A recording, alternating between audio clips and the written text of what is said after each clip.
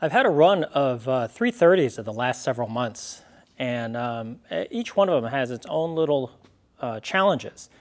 This one, I'm getting the interior done. That was the interior that I had to pull from my upholsterer, so I've got that one sorted. We're getting that one done and trying to play catch up with the interior. This was the car with the wiring that I had to sort and figure out, but I finally got everything all together. I got the lights working, I got the fans working, I took out all the extra wiring. For now, I'm leaving the MSD in place. I kind of bolted it back in just for now, just simply because it's working and it's just more time for me to go sort it through. So we'll have to decide if once I get this car up and running, whether or not we're going to keep it. I mean, sometimes if it don't change what's already working, but I managed to at least get the wiring sorted so that it wasn't as ugly. I also put the correct battery cables in, so now we have the correct side-mounted battery terminals, so that's all in. I made the battery frame because it was missing on this car, and the rest of the engine just kind of needs to be cleaned up. I also noticed that it was missing the heat shield for the starter when I took a closer look underneath these shields. So I pulled the headers off and fabricated a new heat shield, put that in.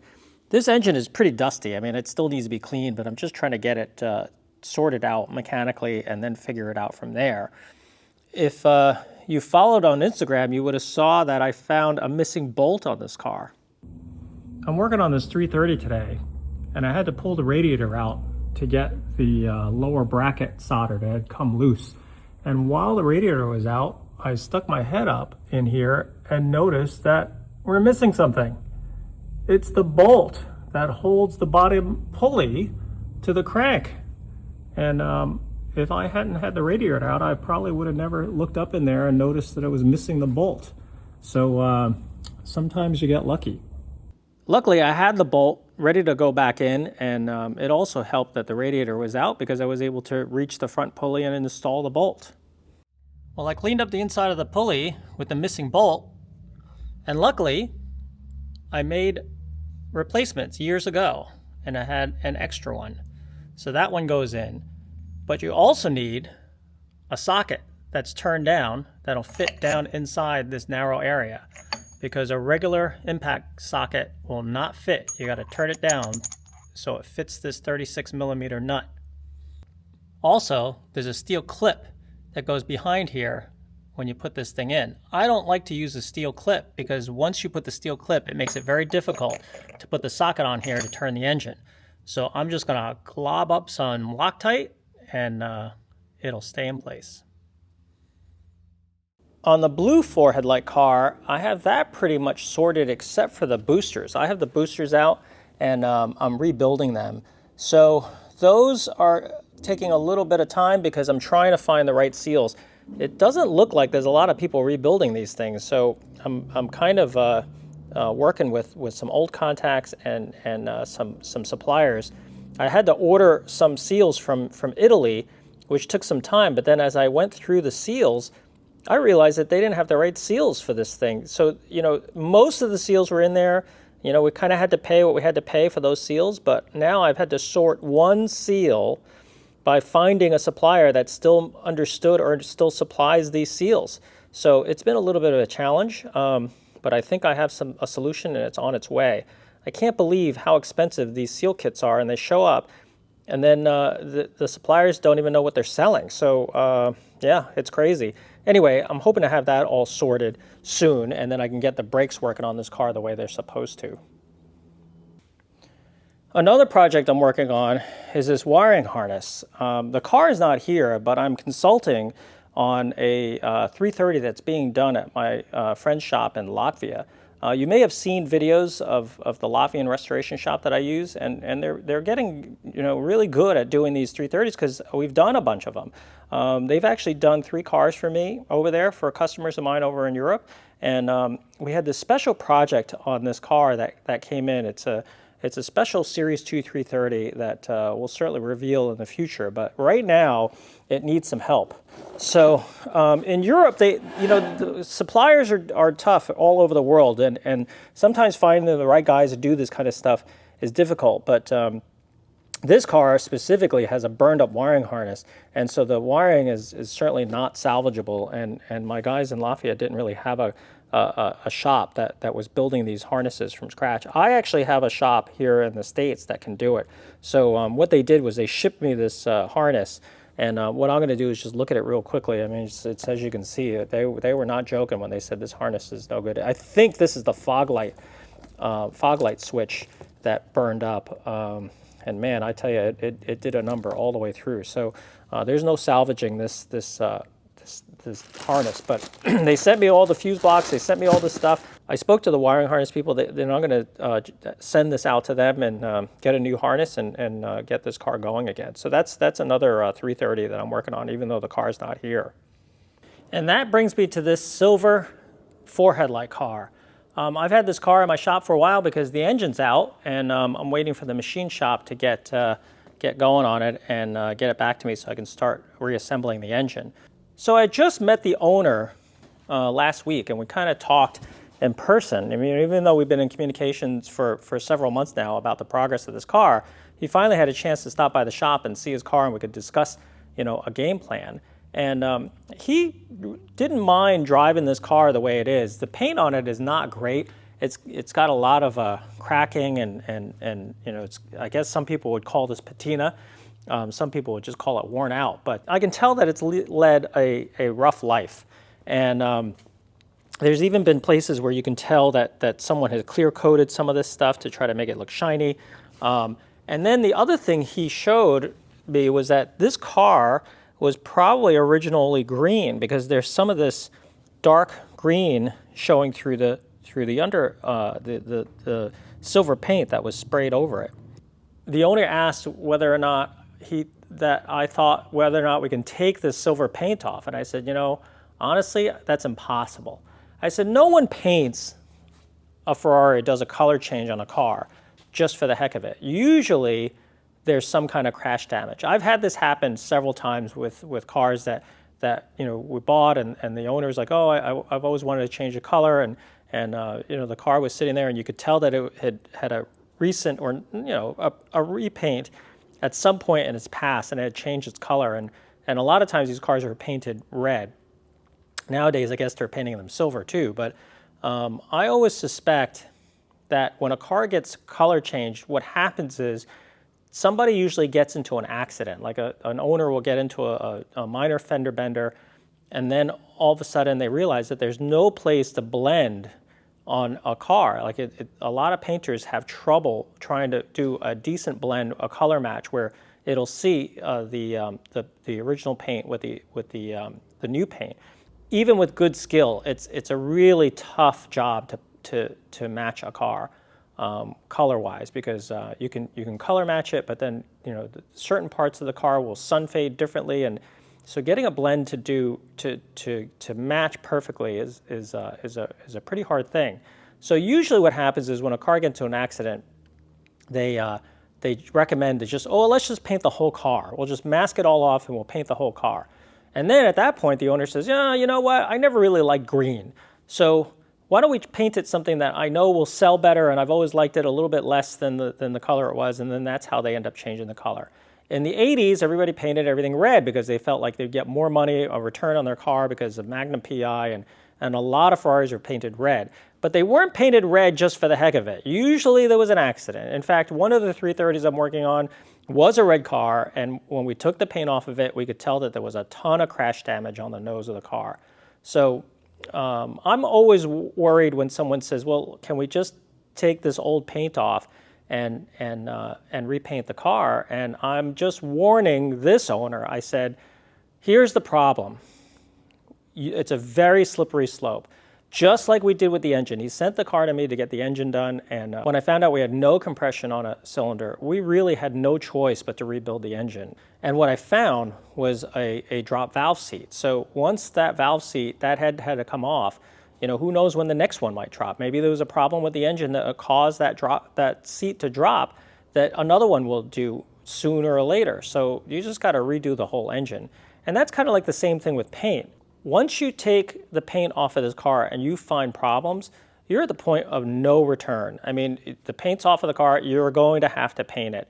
And if you're going to do the body work, are you going to do it correctly or are you going to do it cheaply? And if you're going to put filler all over it like they did in the 70s, it's just not the right way to do the car correctly. And these days, honestly, very few paint shops want to do a Ferrari without doing the work correctly, because it's their reputation and it's the skill that they have that they put their name on it.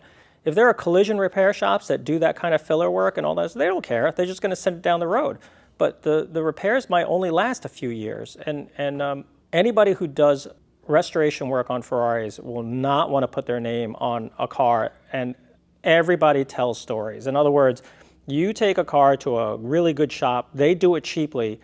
You're not going to tell people at car shows that that you did the cheap paint job and they agreed to do it with filler and they agreed to do it cheaply.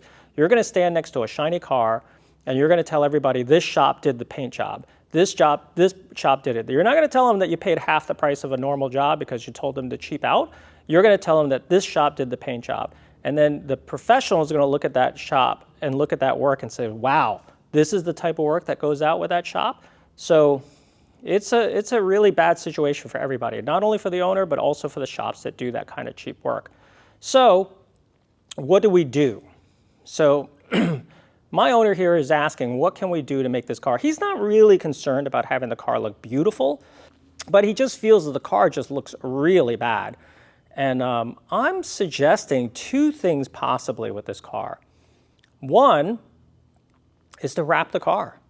I mean, it sounds crazy. Most people don't wrap vintage cars, but these days, everybody seems to be wrapping new cars. I see brand new Porsches and Ferraris getting wrapped, and they wrap them with vinyl wrap, and then and it's really hard to tell. In fact, they'll do the door jambs and everything, so you can't even tell. In a good wrap shop that can wrap a car with vinyl wrap can actually hide quite a bit. They will take the headlights out, they will take the marker lights out, and they will wrap around everything. They'll take all this stuff off. So it's not simply like $1,000 wrap job.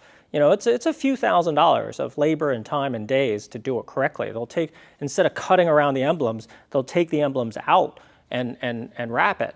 So that's an idea. The only problem with this car is because the surface is so rough, this wrap anything like this, I believe, is going to show straight through the wrap, any rough surfaces. So what I'm concerned about is if we wrap it, we may have to paint prep this car and actually DA this thing down to the point where it's actually smooth. Then you can apply a wrap. It's still going to cost a few $1,000s, several $1,000s to do, but a paint job on a Ferrari these days is running $30,000 to $35,000, maybe even more. And we're not even talking about body work, because none of these panels are available. None of these, if you take the paint off of this car and there's rust in it, you're fabricating door skins, you're fabricating fenders from scratch. It could be tens of thousands of dollars of metal work for a car like this, and it's just really honestly not worth it. So I'm offering that as an idea, and also a question to everybody out there who's watching is that, do you think it's a good idea, a good piece of advice to give him? The second idea I had, which is they now make a product where they're putting clear on these cars, and they're putting clear and sealing everything in. Now, I know that this car has already been done at one point. Somebody's done some kind of clear coat on this, but you could see it where it's cracking and all that other stuff. He's not necessarily against that, but it's going to need some serious work here because the paint is in such rough condition. So I don't know. I think that if you clear it, can you just seal it in just under plastic and it's shiny and it may only last a few years before one day he may end up painting the whole car. So we're kind of like looking at this car and just saying, let's do something to make this car look better for now. He is certainly not expecting this car to last forever. He's certainly, the paint to, wrap it and it's problem solved forever. He recognizes that wrap may only last about 5 years, maybe a little longer if you keep it indoors. And when it peels off, it's going to ruin the paint underneath. But as you can see, the paint on this car is already ruined. So I'm just curious what you guys think. What would you do? I mean, is it blasphemous to do this? And I'm going to tell you right now, I have a customer of mine that just bought a 275 GTB, and we talked about the same thing, and he actually listened and wrapped his car, and he loves it. I mean, there's a complete color change. He paid up and have a really good guy really do a good job in covering every single little bit of it, even the door jambs and hood openings and all this other stuff. So even from close up, it's hard to tell that that car is wrapped. I'm curious to see what you guys think. So put in the comments below what you think. And if anybody wants to take on a challenge like this, reach out. I mean, you know, it could be something interesting, because I want to get this car to be just a good, solid, reliable car. When I do the engine and I do the mechanicals on this car, it's going to stop, it's going to run, it's going to do all the stuff an old Ferrari does. It's just not going to look that great. And eventually, if he owns his car for you know, let's say 5 years down the road, he may just say, I'll take all this wrap off and all whatever we did to it, take it down to bare metal and then paint it then. And he can do it then. But just for now, as he has the engine rebuilt, he wants a solution, and you know, that's a couple solutions that I'm presenting, and I'm curious to what you guys think. So that's the shop tour of all the 330s I have right now and the projects that I'm going on. But again, thanks for watching.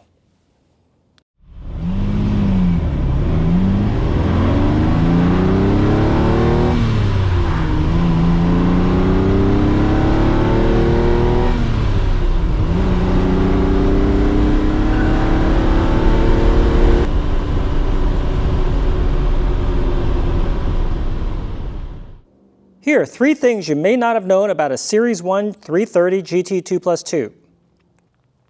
The Series 1 cars eliminated the bumperettes, so it takes away the vertical elements of the front of the car, so it gives it a much more horizontal theme.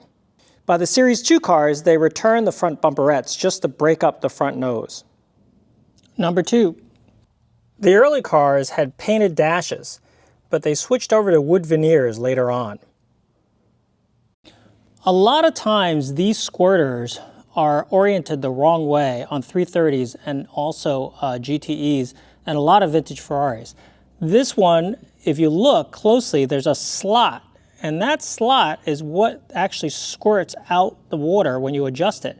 So the way this one's oriented, the squirt would be coming straight to the side of the car. What you have to do is this whole thing has to be turned this way. And then the slot has to be pointed towards the windshield. And then you tighten the screw. And then the screw tightens it down, and that's what adjusts the squirter. So a lot of people don't look at the way this thing is built, and they orient the screws the wrong way, or they orient the squirter the wrong way. So quite a few vintage Ferraris have this squirter, and if you look closely, they're pointed the wrong way. And that's 3 things you may not have known about a Series 1 330 GT 2+2.